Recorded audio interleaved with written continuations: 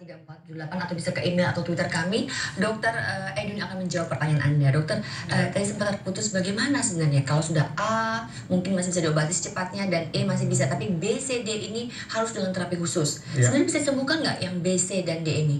Ya, jadi untuk hepatitis A dan E itu hepatitis yang sebenarnya istilahnya self-limited disease. Oke, sembuh dengan sendirinya. Sebenarnya bisa sembuh dengan sendirinya, tapi yang penting adalah kita menjaga. Jadi dia harus istirahat, kemudian makanannya harus dijaga, jangan yang berlemak, jangan yang tidak sehat untuk tubuh.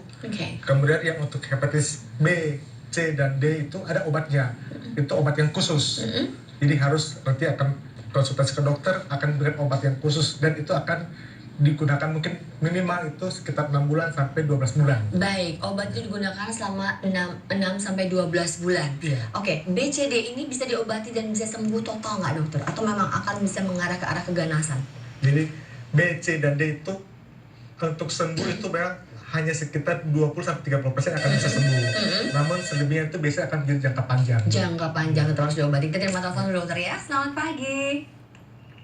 Halo. Halo, Ibu Lucia di Manado.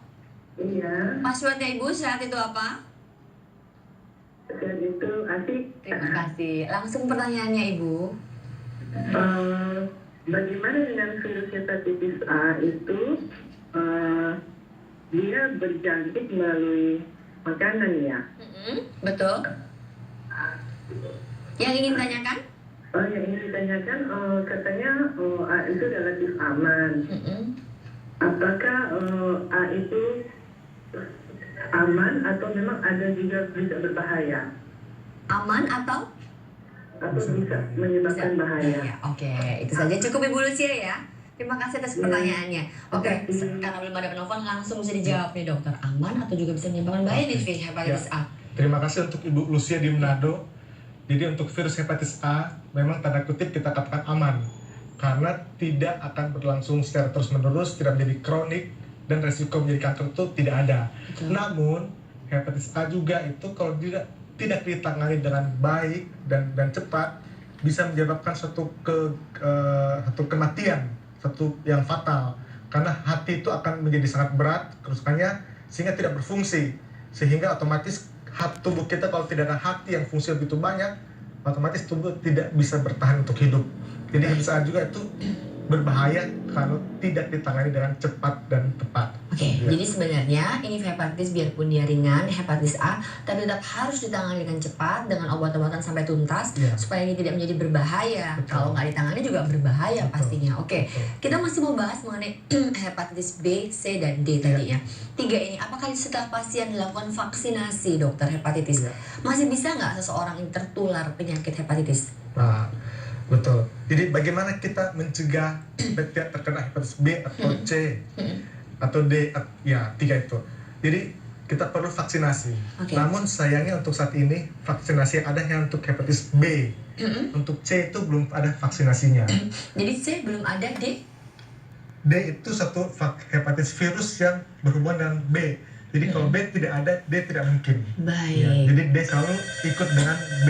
Jadi dengan kata lain hanya hepatitis B yang ada, C dan D itu belum ada. Oke dokter, kita terima telepon berikutnya. Halo, selamat pagi. Terputus ya, cukup jauh dari Banjarmasin. Ibu Marita, dicoba kembali. Oh, ternyata masuk. Halo, selamat pagi.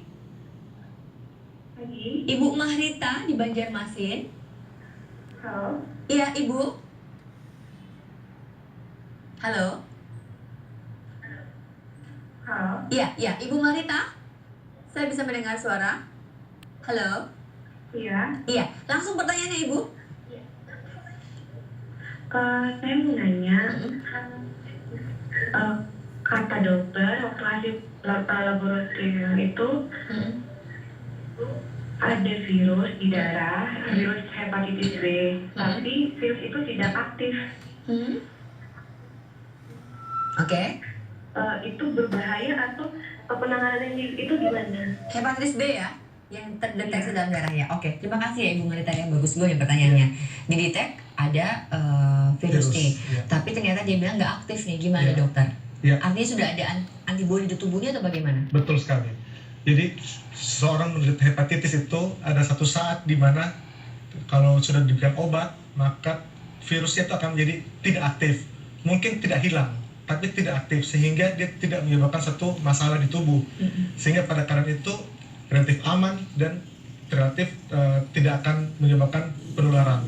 Namun pada saat kita hepatitis B itu kita harus tetap jaga-jaga diri, tetap harus hidup yang sehat, karena virus itu tidak hilang. Jadi dia bisa saja suatu saat akan aktif kembali dan itu akan menyebabkan satu peradangan yang hebat kembali. Apa yang menyebabkan si virus ini bisa aktif kembali biasanya, dokter? Jadi penyebabnya itu macam-macam. Apa saja? Bisa terutama dari pola hidup, jadi pola makan. Kalau kita makan yang tidak sehat, terutama yang banyak lemak, itu akan menyebabkan satu liver hati kita akan kerja dan berat, sehingga akan mudah terjadi aktivasi dari virusnya. Bisa juga dari penyebab yang lain, misalnya kita infeksi virus yang lain misalnya akan merangsang aktifnya kembali virus hepatitis B dalam tubuh kita. Bisa juga karena autoimun, bisa juga menyebabkan virus itu menjadi aktif kembali.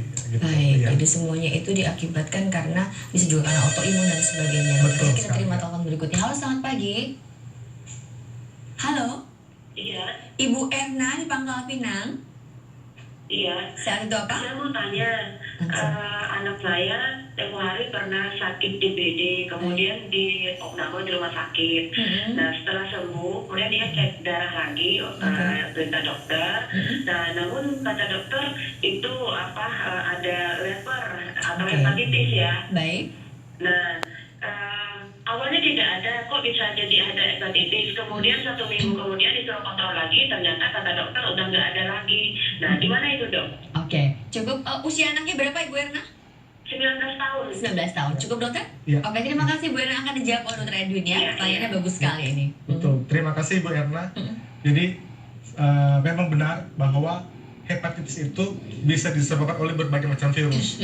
Yang paling utama adalah virus hepatitis. Tapi bisa juga virus demam berdarah, infeksi virus dengue bisa menyebabkan hepatitis. Tapi kalau karena dengue biasanya itu setelah demam berdarah sembuh, nanti peradangan di hati atau hepatitisnya itu pelan-pelan juga akan reda dan akan sembuh kembali seperti normal. Jadi tidak terlalu masalah. Jadi dalam darah bisa terlihat tapi akan kembali normal pada suatu saat kembali. Dokter Edwin, terima kasih sekali ya penjelasan singkat padat. Mungkin sampai di sini juga nanti